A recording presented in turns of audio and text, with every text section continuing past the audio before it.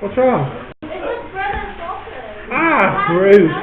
That's disgusting. No ketchup, no onions, no mustard. Okay,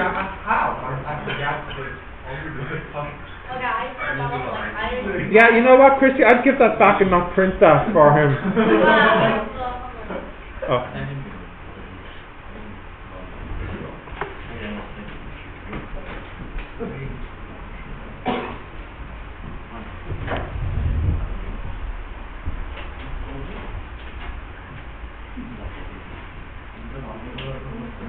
Okay, we'll continue. Go.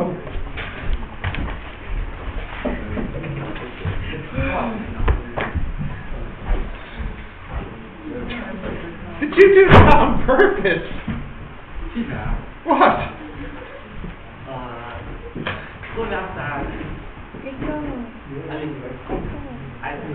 You have my essay? You have it right now? I know, because it's late. You need to give it to me. Oh, it's not stapled. I have a 7. You can staple it for per Jerry? Sure. Why did you print it on green paper? This is so I know it's yours. Everyone else is white and yours is special. Yeah? Thank you. Okay, guys, so we're going to the next lesson now. So, what we're going to look at in this lesson, and actually, you can have a look at the worksheet if you want. We're going to look at practical problems. So you might realise, I mean, this will make sense for the business students and for the engineering students too, but firstly, a business example. So you do different types of graphs with Mark and with Donald. So with Donald you would do like supply and demand. Have you done this graph? Yeah. And you've done, have you done break even? Yeah. Yeah, you've done these graphs with Mark or Donald? With Mark. So in business and economics, it's important to find points on the graph where maybe the maximum is. For example, if you had a graph of profit, what point do you want on the graph for profit? You want to know where is the profit the maximum, for example. Okay. What we have in this lesson is practical problems. There isn't anything new in this lesson. We're just going to use what we did in the last lessons for practical problems. So I'll do one example. The example I'm going to do was on an exam, so it's like an exam question, and it has a business and economics meaning to it, but you know, it was a question for everybody, for the engineering students. It was on your exam as well, okay? So I think I'm going to do the one with the coffee shop, which is number 4. Now the business students and the economic students have a slight advantage because they know some of the words already, like price and quantity. So the engineering students... What? Did you see that, business students? That's what the engineers think of you. I wouldn't stand for that. You should beat them up after class. Alright, so business students, you have an advantage. Engineering students, you guys are jerks. Right, let's have a look at number 4. Okay. So, you all understand business and economics, and everybody, that when you change the price of something, you get a different demand. I think you did this with Donald. You have something called price elasticity. Yeah. You're not laughing now, are you? Business students, you did price elasticity with. Don't stop nodding. You did that with Donald, I think, right? So usually, if you take something like coffee, you increase the price, and you expect what to happen? Should the sales, the quantity increase or decrease? Decrease. And if you lower the price, should increase then. Okay? So as a coffee shop owner, your job is to pick the best price. You want to pick the price that gives you what? Not necessarily the most customers. That's not necessarily it. The most profit. Okay, so we want to make the most profit. So let's read the story and see what we can make here. So, when the price of coffee is €2, the sales for that day is 100. When the price is dropped to €1, the sales increases to 150. Now, some extra information. The fixed cost is 70. Now, by fixed cost, what I mean is the cost the shop must pay every day. So, for a shop, what might that cost be? Could be rent. Yeah. If the shop doesn't open, it still has to pay this. It's still a fixed cost. And then the variable cost is 33 cents. And for the coffee shop, what's the variable cost? What might be a variable cost for a coffee shop? The cup, the actual coffee.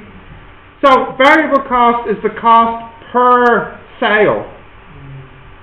So every time there's a sale made, you have to pay for the cup, you have to pay for the milk, you have to pay for the coffee. 33 cents per sale. Yep. Okay, so using this information, we want to figure out what is the best price. If the price is too high, we don't get many customers.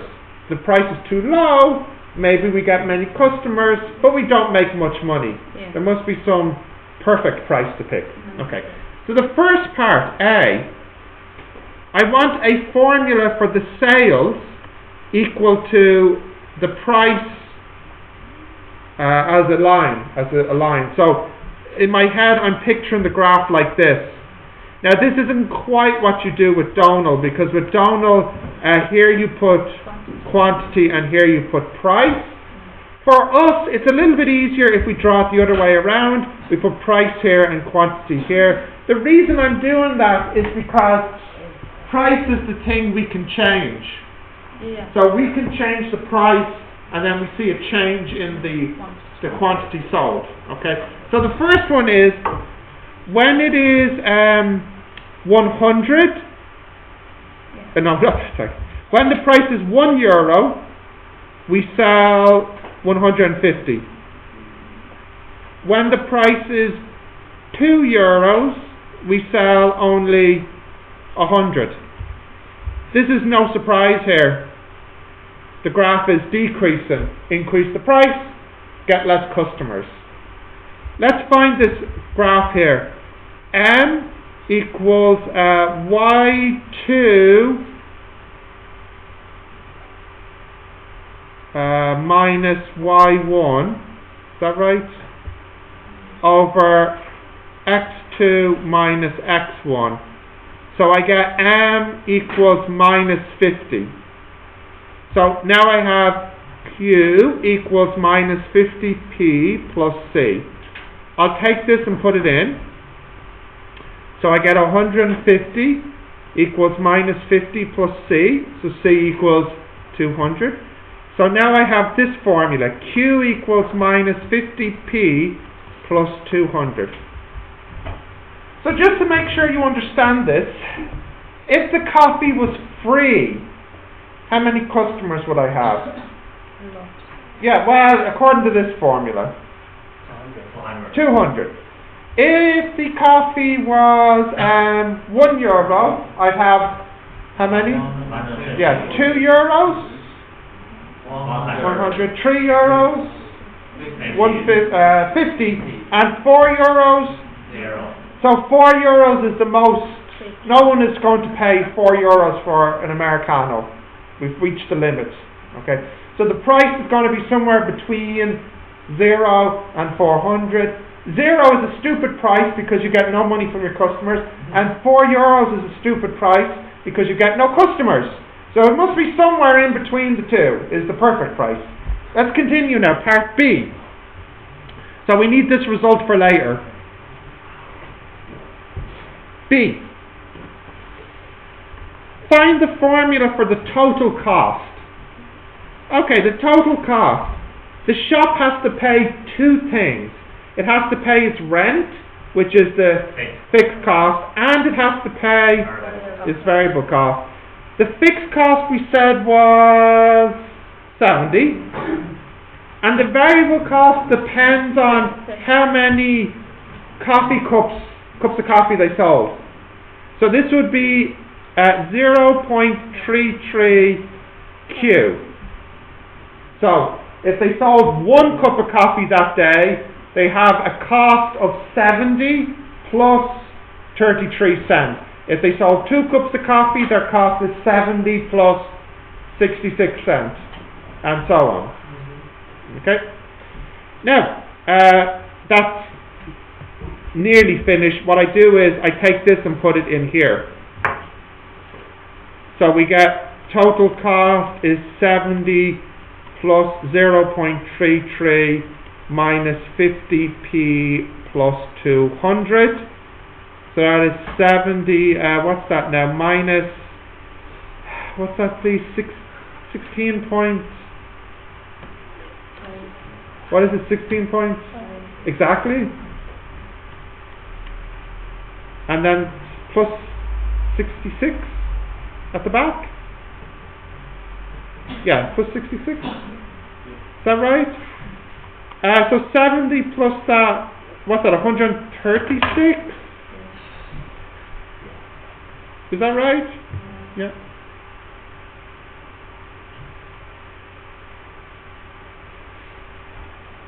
Okay. I think I did that okay. Does it look fine, the multiplication? So total cost is given by this formula. So just to check you understand, if the coffee shop gave its coffee away for free, what would be its cost for that day? 136, because it has to pay its rent and all the cups of coffee it sold. Yeah? Is that okay? Yeah? Okay. Continue? Right, next. C. Now we want to work out what the profit is. Well, you know the formula for profit. Even if you don't study business, it's the money in minus the money that went out. So in business, what do you call the money that comes into the shop? Sales revenue or total revenue minus total cost. Okay, so we sold Q cups of coffee at a price of P. Huh? Which C? Is this what I'm doing? Oh, sorry, the C is just the TR part. Total revenue just first, okay, is PQ. It's how many cups of coffee you sold multiplied by how much you sold it for. That's the total money you got. So total revenue is P. What was my formula for Q earlier? Minus 50p, 200. Okay. So total revenue is minus 50p squared plus 200p. Okay.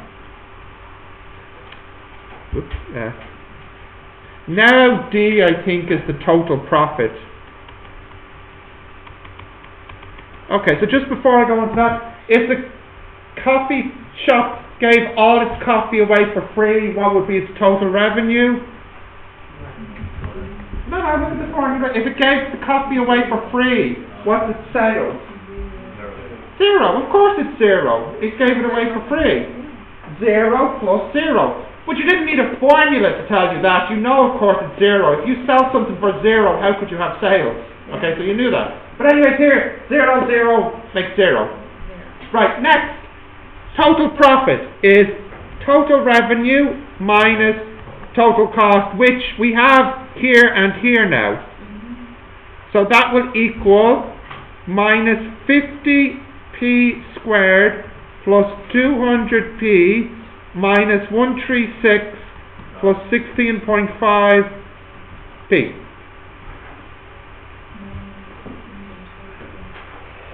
Is that right? Oh yeah, but it's minus the whole thing. So I flipped the signs around, yeah. Minus 50p squared plus 216.5p minus 136. This is the formula for the total profit. This is very useful because it means as the coffee shop owner, you can pick a price in your head and you can see how much profit you make. So for example, if you pick the price of 0, what's your profit? No, worse than 0, minus 136. In fact, if you were thinking about it as a business, if you want to break even, this should equal 0, no profit. Break even means no profit, so the price to break even is the price that makes this quadratic 0. But we don't want to break even, we want maximum profit. We need to pick the price that gets us on the top of the graph. So, how do we find the maximum? We make the derivative equal to 0. That's how we find the maximum. Let's check that now.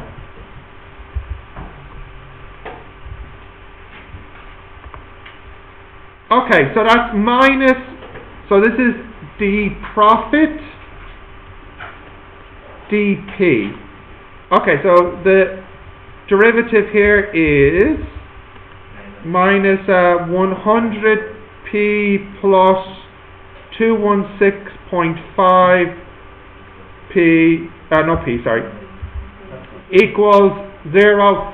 When you solve this, you get p equals €2.16.5. Of course, you can't have half a cent, so we'll say that the best price is somewhere around about €2.17 then. And if you want to know how much profit that will make you, all you do is you take this and put it back into this formula. Monica, do you mind subbing 217 into this formula for profit? Let me just write that clearly.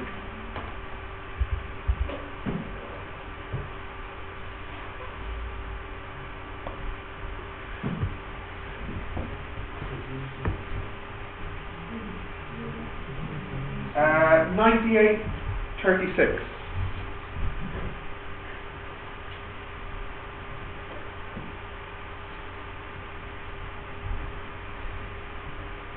So think about what the shop has accomplished here. On Monday, it sets the price to, what did I say at the start, €2 or something? Yeah, the first price is, so we imagine on Monday it sets the price to €2, and what sales did it get? 100. And it dropped the price on Tuesday to €1, and what sales did it get? 150. Using only those two pieces of information, just those two pieces, that's all. On Wednesday, it knew what was the best price for its coffee, €2.17. This will give the coffee shop the most profit. So only after 2 days of trading, it knew what the best price was.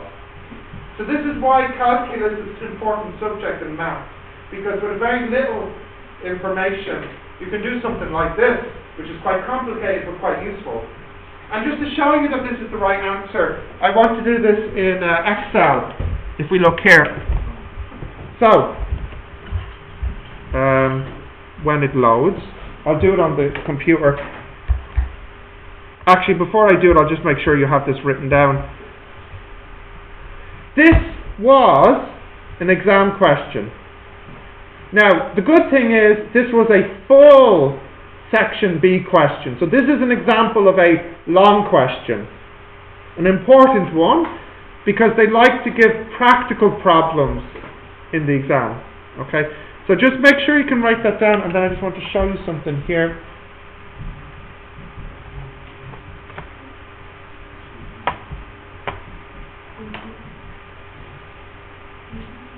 Okay. I'll just switch for a moment. So let's look at the different examples here. So here I'll put down price. Here I'll put down quantity. Here I'll put down total revenue, fixed cost, variable cost, total cost, profit. Okay. Price firstly is 0. What was the formula for Q? I think it was minus 50 times P, was it? Plus 200. Okay. Total revenue is P multiply Q. Fixed cost is, what did I say? 70. Variable cost is 33 cents times Q. Total cost is this number plus this number. And the profit will be, where is it? This number minus this number. Let me increase the price by a cent and repeat.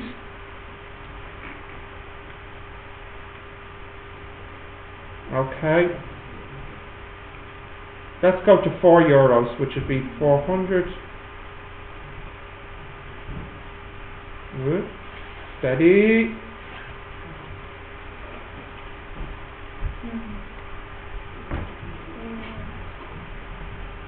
Okay, so let's have a look here at what's happening.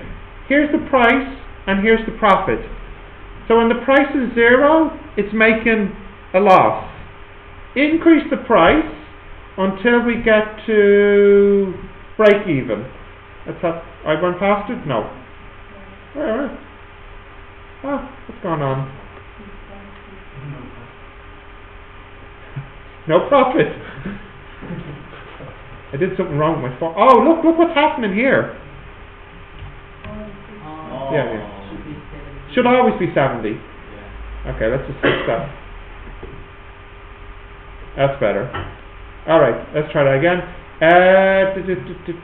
Where are we? Oh! Here. Around about here. If I zoom in a bit.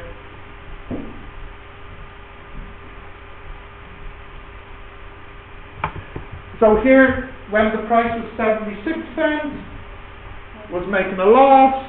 When it's 77 cents, making a profit. The 77 cents is the break-even price.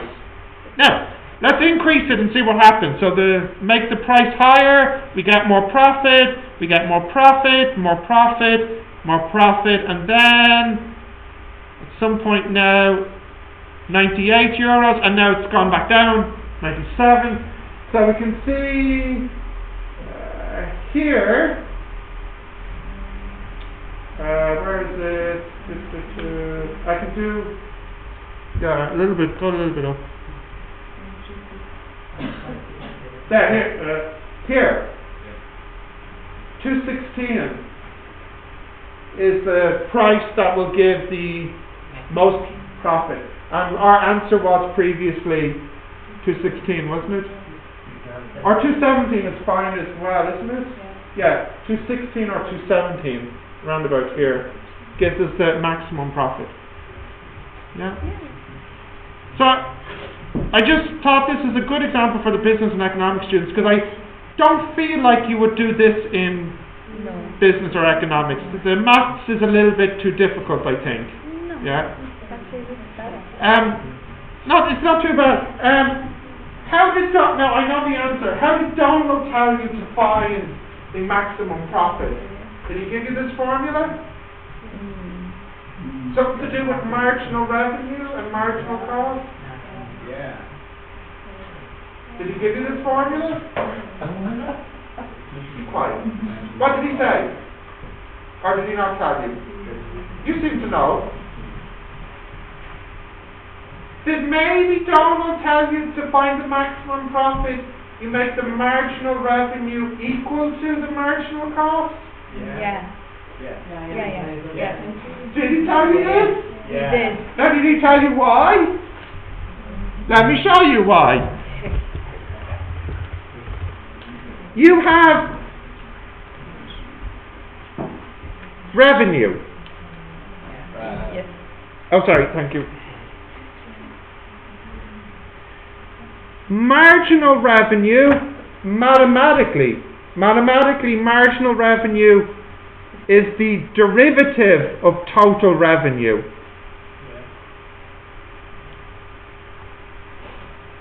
Or quantity. So what's marginal cost? It's the derivative of total cost. Now, what did we have to do in our formula? We had to make the profit, its derivative, equal to 0. What's the profit? That's total revenue minus total cost. Derivative has to equal 0. So that means total revenue's derivative minus total cost derivative equals 0. Total revenue's derivative should equal total cost derivative. But what did I say total revenue's derivative is called? Marginal revenue should equal marginal cost. So this is the reason why you can find maximum profit if you make marginal revenue equal to marginal cost. It's doing the same thing as this. Profit's derivative is 0. Yeah. I'm trying to expand the business students' understanding of what they're doing in business and economics. You're going to get slapped now. Okay, I'll let you try some of these for a few minutes. I'll probably end up doing some of these in the tutorial because they can be a bit hard. But what I need you to do is all of them. All of them. Yeah.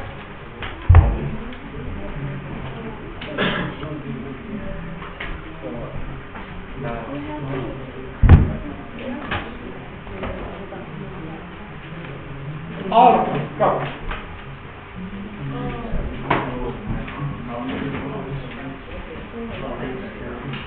What's the first one about? The first one is the physics one for you. How would you realize it's not? Yeah, in real life, the relationship between price and quantity is not linear, but that's no problem because if you have like 100 data points, you can fit a curve to these 100 data points and just use that curve. Yeah, but we already find the graph and have to point out like every day and we made the graph out. Yeah, the shop would have to collect some data on customers' behaviour. Now this is actually quite difficult to do because you can't just keep changing the price every day. So perhaps you would have to look at other shops or historical data. This would be very useful in any kind of business like oil or commodities where the price does change on a regular basis, you know, like investments. So like for example, you know, like take the price of a bag of coffee wholesale. You know, coffee price changes every hour. You know, because it constantly changes. So you could have good data on this. You know, you could get a very accurate model for what would be the best price to charge your customers for the bag of coffee. You know, but the problem is in the case of the coffee and the investment, the price is out of control because if you set the price of coffee to the optimal, which is maybe like $217. Anybody who offers it less than this takes all the money then. So it's most useful where you control the price and there's no one influencing your price. But of course, that's impossible in a marketplace where everybody can trade freely. So yeah, it's not like super realistic to real life, but the basic idea is accurate, you know. It's most useful in physics because you don't have influence from other people. So like in the first one here, the cannonball's height isn't going to change if another cannonball is going higher. It's not going to feel like it needs to go higher, you know?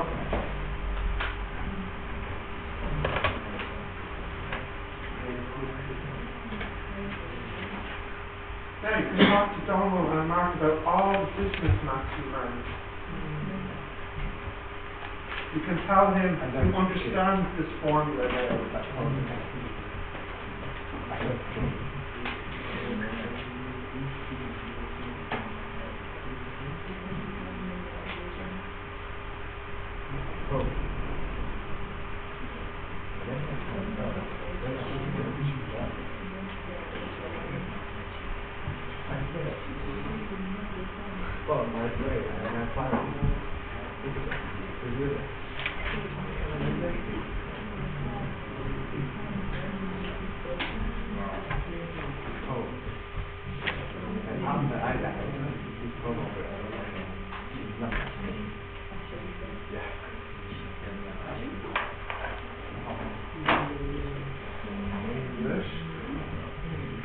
Which one are you working on?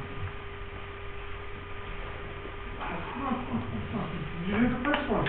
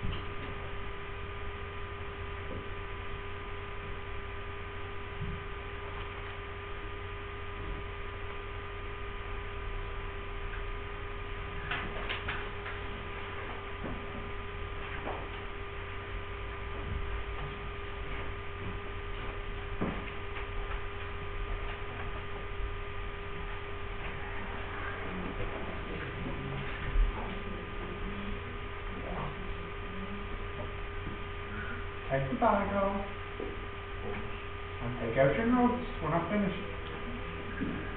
Okay. Come on, Vicky. Like I said before, I've been able to tell the time since I was a little boy.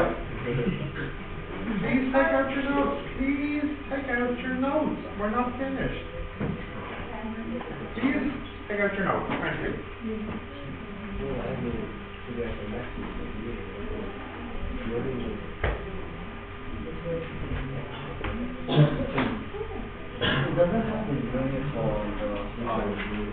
No, it doesn't matter. Yeah.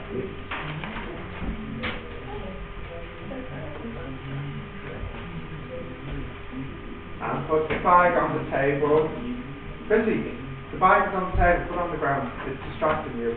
It's making you feel like you can go soon, but you can't go soon. Okay, now we'll finish.